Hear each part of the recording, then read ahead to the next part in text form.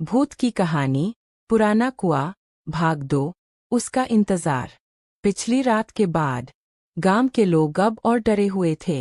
रवि की हालत देखकर सब समझ गए कि उस कुएं में कुछ है, लेकिन असली रहस्य तो अब खुलने वाला था।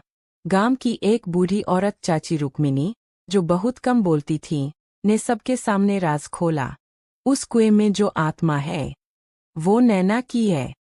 एक गरीब ब्राह्मण की बेटी थी, बहुत सुंदर, बहुत शांत।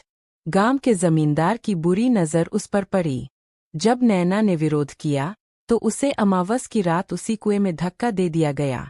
कहते हैं, मरने से पहले उसने बदला लेने की कसम खाई थी।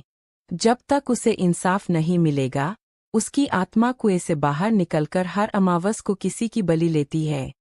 रवि अब कुछ बोल नहीं सकता था, लेकिन रात में अजीब हरकतें करता, जैसे किसी अदृश्य चीज से बात कर रहा हो।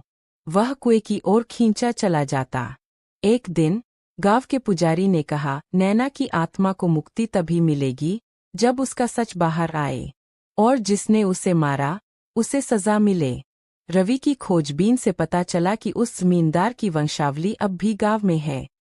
उसका पोता, जो अब गांव का नेता बन चुका है, उसी ने कुएं के पास की जमीन हथिया रखी है।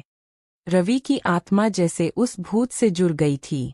वह रात में खुद ब खुद जमींदार के पोते के घर चला जाता, दीवारों पर खून से इंसाफ दो लिख देता। गांव में डर और सस्पेंस का माहौल बन गया। एक रात जब फिर से अमावस आई, रवि उस नेता को घसीटते हुए कुएं तक ले गया। गांव वाले उसके पीछे पीछे दौड़े।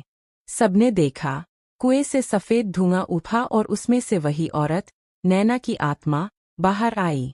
उसने कहा, मुझे इंसाफ मिल गया, अब मैं मुक्त हूँ।